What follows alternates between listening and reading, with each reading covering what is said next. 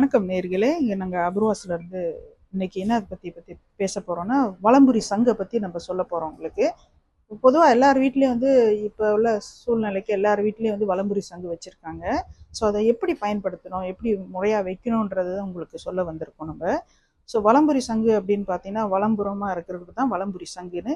இப்போ வந்து பார்த்தீங்கன்னா எல்லார் வீட்லேயும் வந்து சங்கு இருக்கும். அந்த மாதிரி ஸ்டாண்டுன்றது வந்து பார்த்தீங்கன்னா குறைவாகவே எல்லா வீட்டுங்களையும் இருக்கும். இது சங்கு ரொம்ப முக்கியமானது.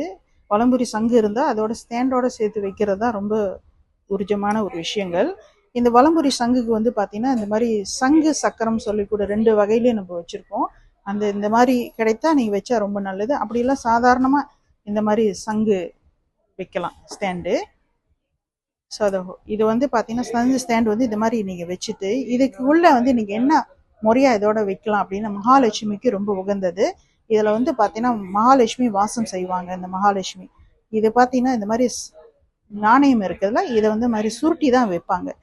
ஸோ இதில் நீங்கள் வைக்கிறப்ப வந்து பார்த்தீங்கன்னா பண வரவுகள் உங்கள் வாழ்க்கையில் வந்து நல்லா இருக்கிறதுக்கு இந்த மாதிரி சுருட்டி நீங்கள் உங்கள் பணத்தை வந்து இதில் இந்த மாதிரி வச்சுக்கலாம்.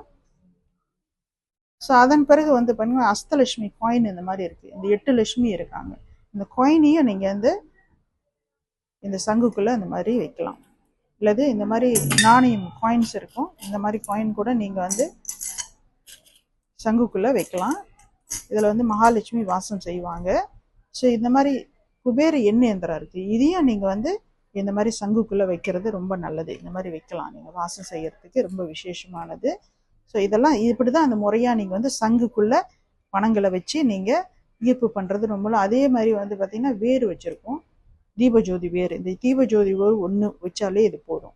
நன்றி, வணக்கம்.